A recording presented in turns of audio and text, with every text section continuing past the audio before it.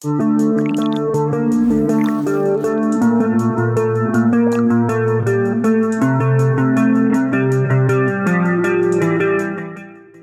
Selatan mungkin menjadi negara idaman bagi sebagian kalangan muda di dunia. Hal ini terutama dirasakan oleh penggemar industri hiburan negeri gingseng itu. Namun faktanya, kehidupan di negara itu tidak seindah dalam film-film drama Korea yang sering dipertontonkan. Di Korea Selatan, banyak warga yang mengalami depresi karena tekanan sosial yang tinggi dan kesulitan ekonomi. Terbaru, Moonbin, salah satu penyanyi yang tergabung dalam grup K-pop Astro, ditemukan meninggal di rumahnya pada 19 April 2023. Dia diduga kuat bunuh diri. Padahal karir Moonbin tengah bagus. Dia bahkan masih punya sejumlah jadwal konser bersama Astro. Korea Selatan memiliki tingkat bunuh diri tertinggi di antara negara-negara yang menjadi anggota Organization for Economic Cooperation and Development. Dalam laporan yang disampaikan Kementerian Kesehatan dan Kesejahteraan Korea Selatan, angka kematian bunuh diri Korea atau jumlah bunuh diri per 100.000 orang adalah 24,7 pada 2018. Angka kematian tersebut 2 kali lipat lebih tinggi dibanding rata-rata tingkat bunuh diri negara OECD, yakni di level 11. Para ahli mengatakan penyebab bunuh diri sangat kompleks, tidak hanya karena masalah kesehatan pribadi dan mental, tetapi juga terkait dengan faktor ekonomi dan tekanan sosial. Fakta ini salah satunya terlihat dari laporan tentang sejumlah artis dan influencer Korea yang mengakhiri hidupnya dengan cara bunuh diri. Kalaupun tidak bunuh diri, nyaris sepertiga penduduk Korea beresiko mati kesepian.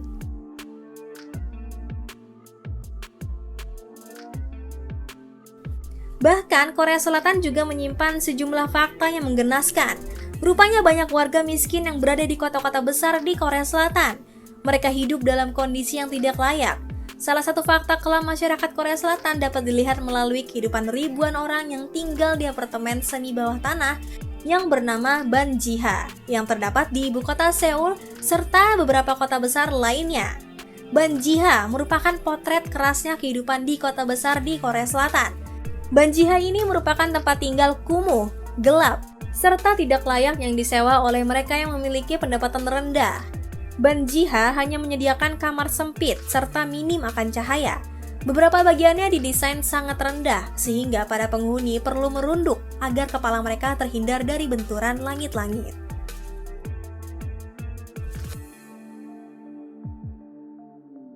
Mengutip laporan Korea Herald tahun lalu, seorang pria berusia 50 tahunan ditemukan mati sendiri di rumahnya di Seoul pada akhir Juli silam.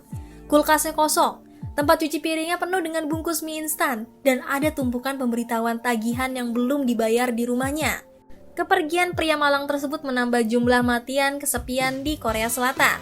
Saat ini ada hampir sepertiga rumah tangga yang hanya terdiri dari satu orang di Korea Selatan. Menurut statistik Korea, jumlah rumah tangga satu orang melonjak dari 5,39 juta pada 2016 menjadi 6,64 juta pada 2021. Mereka inilah yang paling rentan mengalami mati kesepian. Sebuah survei bersama yang dilakukan oleh Gallup Korea dan surat kabar lokal Seoul Sinmun pada 1.008 orang dewasa di seluruh Korsel pada Desember lalu menunjukkan bahwa 45,9% responden mengatakan mereka merasa lebih sendirian dibandingkan dengan era pra-pandemi. Laporan lain yang dilakukan Statistic Research Institute pada 2021 menunjukkan bahwa perasaan kesepian di antara pria meningkat dari 19,6% pada 2019 menjadi 21,2% setahun kemudian.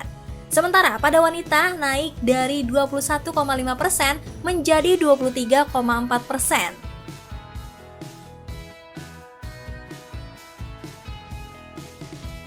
Kementerian Pendidikan Korea Selatan menginstruksikan seluruh kota di negara itu untuk menyimpan catatan perundungan para siswanya hingga 2 tahun kelulusan.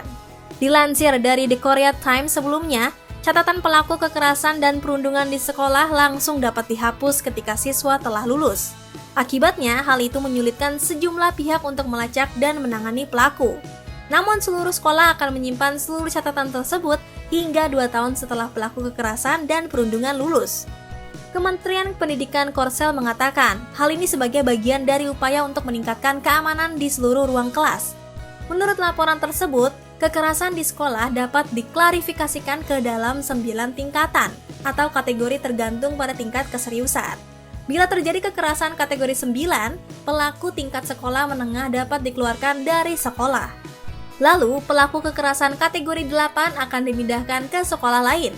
Sementara itu, pelaku kekerasan kategori 7 harus pindah kelas.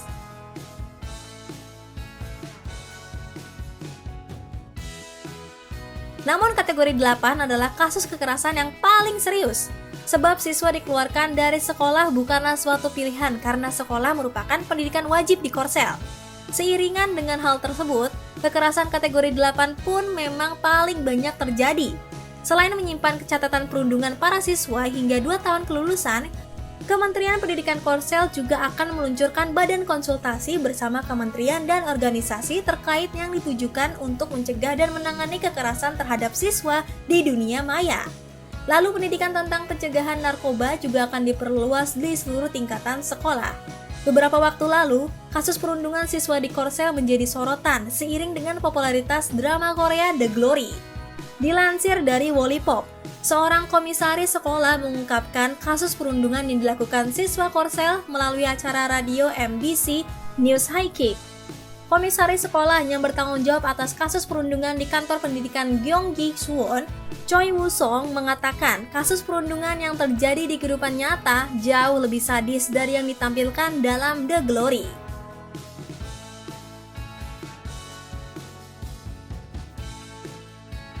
Adegan kekerasan di drama Korea The Glory mengejutkan banyak penonton. Beberapa orang mungkin tidak percaya kalau itu benar terjadi. Tapi peristiwa yang terjadi di kehidupan nyata dan meningkatkan kesadaran tentang kekerasan di sekolah dan kenyataannya lebih buruk. Korban saat itu mengalami luka bakar dan tulang ekornya pun menonjol. Dia membutuhkan 5 hingga 6 minggu untuk rawat inap. Para perundung mengaku bahwa mereka berniat merobek kropeng yang terbentuk di atas bekas lukanya.